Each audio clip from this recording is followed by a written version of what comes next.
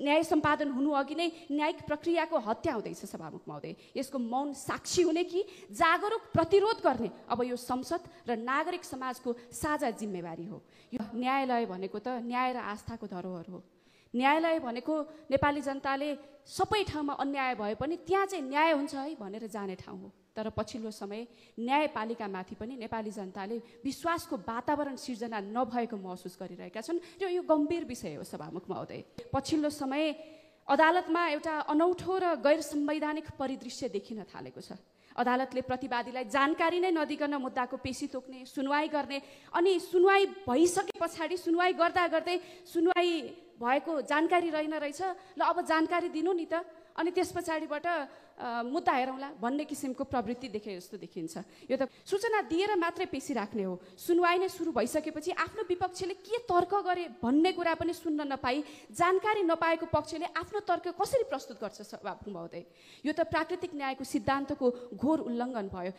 म अदालतमा विचाराधीन यो सबजुडिस मुद्दाको भित्री तथ्यमाथि संसदमा बहस गर्न चाहन्न सभामुख महोदय, तर एकजना सांसदसँगै कानुनको विद्यार्थी र नागरिक भएको हैसियतले पनि अदालतले आफैले यो ड्यू प्रोसेस अफ ल कानुनको प्रक्रिया मिच्न थालेको विषय निकै संवेदनशील भएको महसुस गरेको छु सभामुख महोदय। यो केवल कानुनी त्रुटि होइन, एउटा अदालतले संविधानको मूल आत्मामाथि पुर्याएको चोट हो सभामुख महोदय। संविधानको रक्षा गर्न अदालत कति सक्षम छ त भन्ने प्रश्न पनि जन्मिएको छ सभामुख महोदय। त्यो हामी सबैजनाले महसुस गरि नै रहेका छौँ। नेपालको संविधानले स्पष्ट रूपमा भनेको छ कि नेपालमा विधिको शासन सर्वोच्च हो। विधिको शासन सबैले मान्नुपर्छ, चाहे त्यो संसद होस्, सरकार होस्, नागरिक होस्, न्यायालय होस्, सबैले विधिको शासनलाई मान्नुपर्ने हुन्छ। न्यायिक प्रक्रियाको सही पालना बिना निष्पक्षता सम्भव हुँदैन सभामुख महोदय, र यो अधिकार त झन् थुनामा बसेका प्रतिवादीका लागि झन् अत्यन्तै संवेदनशील हुन्छ सभामुख महोदय। यस्तो परिदृश्य देखिन थालेको छ सभामुख महोदय आजकल न्यायालयमा। यी क्रियाकलापले त न्यायपालिकाले पनि कार्यपालिका प्रेरित प्रवृत्तिको अनुसरण गर्न थालेको हो कि भन्ने प्रश्नहरू पनि जन्मिन थालेको छ। यसरी एकपक्षीय रूपमा अगाडि बढाइएको न्यायिक प्रक्रियाको सार वस्तुमाथि नै प्रहार हो सभामुख महोदय। सुनवाई निष्पक्ष हुनुपर्छ, निष्पक्ष देखिने प्रयत्न गर्ने, तर निष्पक्ष नहुने अवस्था अदालतले सिर्जना गर्नु हुँदैन सभामुख महोदय। यो भनेको लोकतन्त्रको रक्षक मानिने अदालत क्षयीकरणको बाटोमा जाँदै गरेको सङ्केत हो भन्ने महसुस गरेका छौँ सभामुख महोदय। Justice must not only be done but must manifestly and undoubtedly be seen to be done. Neither should there be actual bias in the judicial proceeding nor even the appearance of bias on the part of the जज or the court. यो भनाइ न्यायालयमा एकदम सार्वजनिक रूपमा हामीले पढिरहेका हुन्छौँ, सुनिरहेका हुन्छौँ।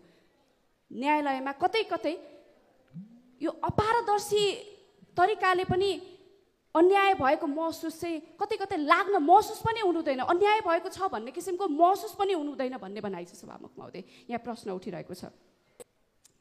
पूर्व न्यायाधीशहरूको फोरमले अस्ति भर्खर मात्रै राज्यले चाहिँ कानुनी मर्म मिचेको भन्दै सार्वजनिक अभिव्यक्तिहरू दिनुभएको थियो, तर आजकल त अदालतको यो ड्यू प्रोसेस अफ ल मिच्ने कार्यहरू भएको देख्दा, उल्लङ्घनहरू भएको देख्दाखेरि के लाग्छ भने अब त पूर्व न्यायाधीशहरूको फोरमले चाहिँ न्यायपालिकाकै कार्यशैलीमा पनि अब प्रश्न उठाउनु पर्ने बेला भयो कि, अभिव्यक्ति दिनुपर्ने बेला भयो कि, आफू पूर्व भएको कारणले अलिकति टिप्पणी गर्ने बेला भयो कि भन्ने जस्तो पनि महसुस भएको छ। यदि अदालतले कार्यपालिका जस्तै प्रवृत्तिमा न्याय सम्पादन गर्न थाल्यो भने सभामुख महोदय देशमा विधिको शासन कायम रहँदैन, केवल विधिको आवरण मात्रै बाँकी रहन्छ।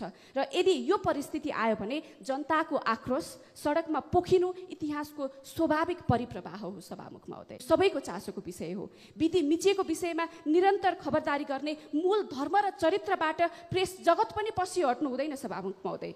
कुनै विषय त्यति विधि पनि अनदेखा गर्नु ठिक हुँदैन कि कुनै व्यक्ति गैर कानुनी तरबारको प्रहारबाट त्यो व्यक्तिको हत्या होस् अथवा त्यो व्यक्ति मारियोस्। यदि त्यस्तो भयो भने सम्पूर्ण प्रेस जगतले, नागरिक समाजले यो कुशासन माननीय सदस्य यहाँको निर्धारित समय सकिएको छ र कानुनको यो नेपालमा कानुनको शासन कायम गर्न नसकेको, भूमिका खेल्न नसकेको कारणले यो पुस्तामा आएको निराशाको भारी सबैले बोक्नुपर्ने हुन्छ। जाँदा जाँदै सभामुख महोदय ड्यू प्रोसेस अफ ल सबैले पालना गर्नुपर्छ। व्यक्तिप्रतिको धारणा अलग अलग होला तर विधि बचाउने जिम्मा साझा हो। नेपालको संविधानको धारा 136ले सम्पूर्ण न्यायपालिकाको प्रशासनको सुधारको जिम्मा प्रधान न्यायाधीशलाई दिएको छ। त्यो कुरा पनि अब सबै सचेत हुनुपर्ने अवस्था आएको छ। न्यायपालिकाको बृहत्तर सुधारको लागि सबैले चासो दिएर यसको सुधारको लागि काम होस् भन्ने अपेक्षा गर्दछु।